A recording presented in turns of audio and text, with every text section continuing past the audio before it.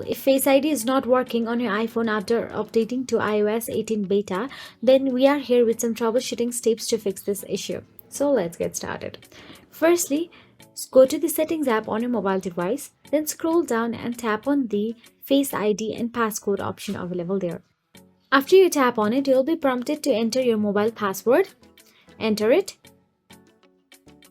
Now all you have to do is look for the Reset Face ID option available there and reset your Face ID. Ensure that Face ID is set up correctly and that iPhone unlock iTunes and App Store and other options are enabled as needed. Tap Reset Face ID and follow the setup process again and try again. And if this also does not work, then simply go back to the settings, and now from here scroll down and tap on the General option available there. Then scroll down again. At the bottom you'll get to see Transfer or Reset iPhone. Then tap on Reset. Then tap on Reset All Settings.